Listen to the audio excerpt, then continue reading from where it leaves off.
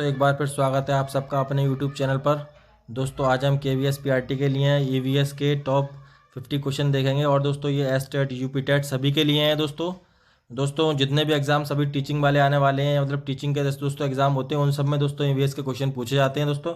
और ये दोस्तों हमारी टॉप 500 क्वेश्चन की सीरीज चल रही है दोस्तों हम वीडियो में लास्ट तक हमारे साथ बने रहिए दोस्तों, और क्वेश्चन को नोट डाउन करते रहिए, जिससे कि आपका जब एग्जाम हो तो आप रिवीजन कर सकें दोस्तों। आइए देखते हैं क्वेश्चन नंबर फर्स्ट क्या कहता है दोस्तों।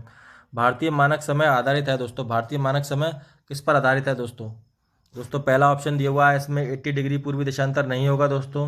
फिर दिया है 80 डिग्री पश्चिमी देशांतर नहीं होगा दोस्तों। इसका आंसर जो होगा दोस्तों सी होगा।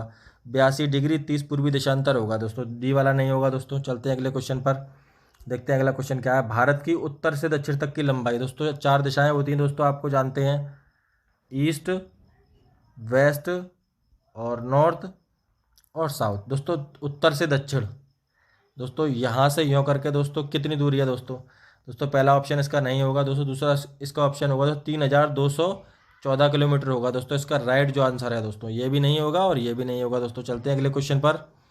भारत की पूरब से पश्चिम तक की लंबाई कितनी है दोस्तों। आप पूरब से पश्चिम की लंबाई बतानी है। पूरब से पश्चिम की लंबाई दोस्तों यूँ करके बतानी है दोस्तों, लंबाई कितनी है दोस्तों। पहला ही ऑप्शन इसका सही होगा दोस्तों, 2933 किलोमीटर दोस्तों। बी भी नहीं होगा, सी भी नहीं होगा और डी भी नहीं होगा दोस्तों। चलते हैं अगले क्वेश्चन पर। भारत की मुख्य भूमि की समुद्र तटीय सीमा की लंबाई दोस्तों, समुद्र तट से कितनी भूमि लग रही है दोस्तों भारत की लंबाई सीमा की दोस्तों। इसका होगा दोस्तों आंसर जो होगा 6100 किलोमीटर होगा दोस्तों। बाकी सारे ऑप्शन गलत हैं दोस्तों इसके। चलिए दोस्तों इसके देखते हैं अगले क्वेश्चन को। भारत में सबसे लंबी तटरेखा वाला राज्य कौन सा है, जिसमें दोस्तों सबसे लंबी तटरेखा पाई जाती है दोस्तों।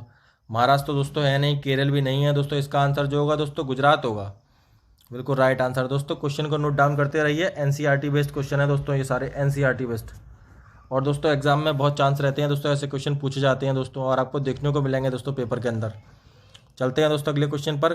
कर्क रेखा भारत के कितने राज्यों से होकर गुजरती है दोस्तों। किसी न किसी हर पेपर में पूछ लिया जाता है दोस्तों, मोस्ट इंपोर्टेंट क्वेश्चन है दोस्तों। 5 तो है नहीं, 6 भी है नहीं दोस्तों, 7 भी है नहीं, 8 है दोस्तों इसकी शॉर्ट ट्रिक है मित्र पर गमछा झार दोस्तों, ये इसकी शॉर्ट ट्रिक है दोस्तों। मिजोरम, त्रिपुरा, पश्चिम बंगाल, राजस्थान, गुजरात, मध्य प्रदेश, छत्तीसगढ़, झारखंड दोस्तों, इन सारे राज्यों से होकर दोस्तों कर्क रेखा गुजरती है। चलते हैं अगले क्वेश्चन पर, देखते हैं भारत के दक्षिण में सबसे स्थल कौन सा है दोस्तों, मतलब भारत का सबसे दक्षिण स्थल कौन सा है। दक्षिण में सबसे लास्ट वाला स्थल कौन सा है दोस्तों भारत का। कैप मोरिन है नहीं दोस्तों, पॉइंट कैलीमर है नहीं दोस्तों, इंदिरा पॉइंट कहते हैं दोस्तों। क्या कहते हैं, इंदिरा पॉइंट दोस्तों। चलते हैं अगले क्वेश्चन पर, देखते हैं भारत और चीन के बीच सीमा बनाने वाली रेखा को दोस्तों क्या कहते हैं। भारत और चीन के बीच कौन सी रेखा बनती है दोस्तों, मोस्ट इंपोर्टेंट क्वेश्चन है दोस्तों। रेड क्लिफ रेखा दोस्तों भारत और पाकिस्तान के बीच में बनती है।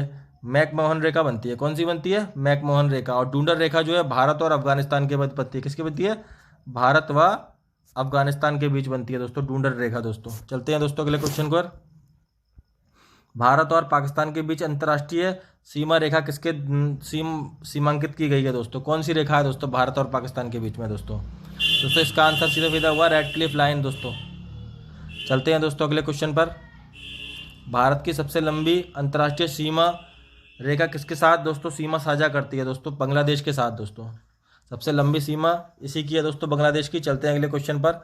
गारो खासी जयंतिया पहाड़ियाँ दोस्तों, गारो खासी जयंतिया पहाड़ियाँ संरचना और उत्पत्ति की दृष्टि से निम्न में से किसका भाग है दोस्तों। हिमालय का भाग नहीं है दोस्तों, पूर्वांचल पहाड़ियों का भी नहीं है, आर्कानियोमा का भी नहीं है दोस्तों, प्रायद्वीपीय पठार का है दोस्तों। किसका भाग है, प्रायद्वीपीय पठार का दोस्तों। चलते हैं अगले क्वेश्चन पर। कोंकण तट कहाँ से कहाँ तक फैला हुआ है। कोंकण तट दोस्तों गोवा में पाया जाता है दोस्तों, गोवा से दमन तक फैला हुआ है दोस्तों। राइट आंसर इसका सी होगा। चलते हैं अगले क्वेश्चन पर।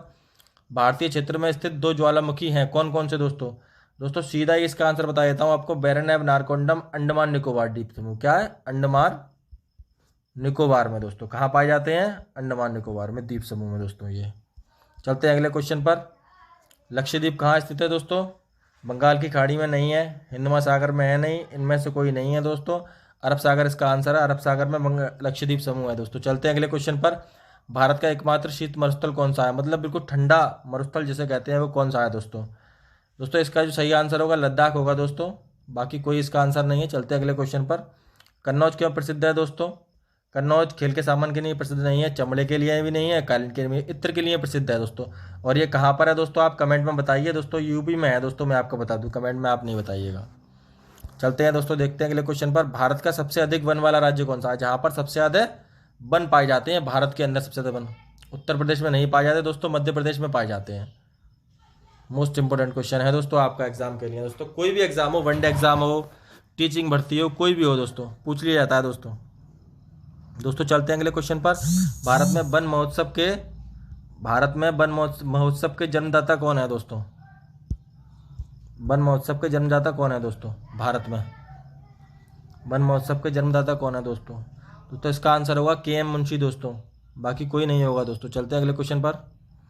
भारत की स्थल सीमा की लंबाई, मतलब जमीन से जितनी भी सीमा लग रही है दोस्तों, उसकी लंबाई कितनी है? 15,200 किलोमीटर दोस्तों। पहले ही आंसर इसका सही है, बाकी कोई नहीं है। चलते हैं अगले क्वेश्चन पर। भारत में केंद्र शासित राज्य कितने हैं दोस्तों? भारत में केंद्र शासित राज्य 8 हैं दोस्तों। और भारत में राज्य आपको बताना है, राज्य कितने हैं दोस्तों भारत के अंदर, कमेंट में बताइएगा दोस्तों। चलते हैं अगले क्वेश्चन पर। सेम क्वेश्चन दोस्तों वही रिपीट हो गया है, 28 राज्य हैं दोस्तों और कुछ नहीं है। चलते हैं दोस्तों अगले क्वेश्चन पर, देखते हैं भारत के दक्षिण में सबसे स्थल कौन सा है? दक्षिण वाला स्थल दोस्तों इंदिरा पॉइंट है दोस्तों। इस क्वेश्चन को हम पहले ही बता चुके हैं, इसीलिए दोस्तों अगले क्वेश्चन पर चलते हैं। रिपीट हो गया है दोस्तों क्वेश्चन, सॉरी। भारत और अफगानिस्तान के पास दोस्तों ये भी रिपीट हो गया है, ढूंढर रेखा है दोस्तों अफगानिस्तान में। चलते हैं दोस्तों अगले क्वेश्चन पर। भारत और किसके बीच अंतर्राष्ट्रीय सीमा रेखा तो समेकित की दोस्तों, ये भी रिपीट क्वेश्चन है। पाकिस्तान और भारत दोस्तों, किसके बीच? भारत, इंडो के बीच है, हिंदू देशों के बीच। चलते हैं दोस्तों अगले क्वेश्चन पर, देखते हैं भारत की नंदा देवी कहाँ है दोस्तों? नंदा देवी कहाँ पर है? उत्तराखंड में दोस्तों। चलते हैं दोस्तों, देखते हैं अगले क्वेश्चन पर। भारतीय नीरी कहाँ है दोस्तों? भारतीय नीरी कहाँ है दोस्तों? हिमालय में नहीं है, तमिलनाडु में नहीं, बिहार में नहीं, नागपुर में है दोस्तों। ये पर्यावरण संस्थान है दोस्तों। क्या है ये? पर्यावरण संस्थान। चलते हैं दोस्तों अगले क्वेश्चन पर। ये भी दोस्तों रिपीट क्वेश्चन है।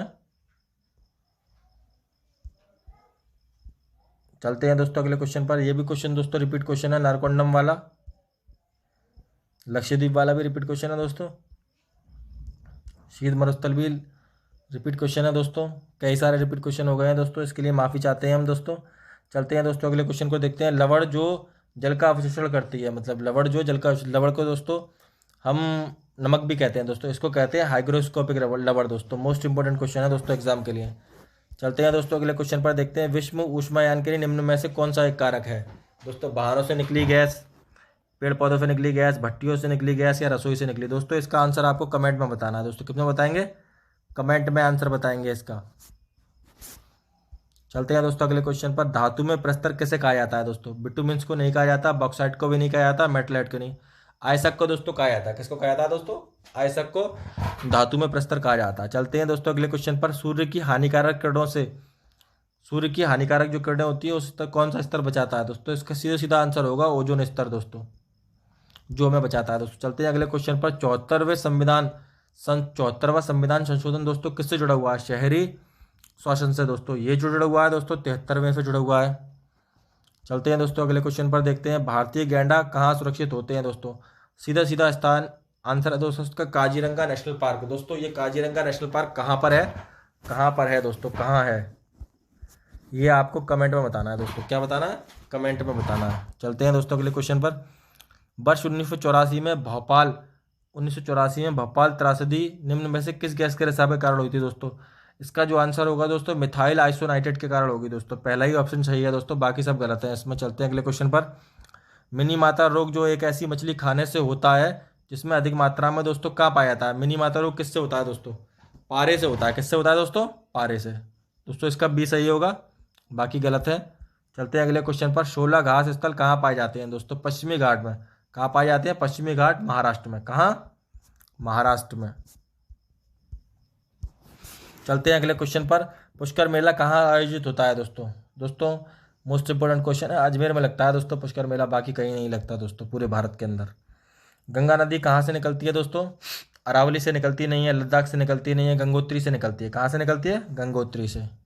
चलते हैं अगले क्वेश्चन पर। भारत में निम्नलिखित में से कौन सी एजेंसी रहे दोस्तों प्रदूषण के नाम मापन से काम करती है दोस्तों?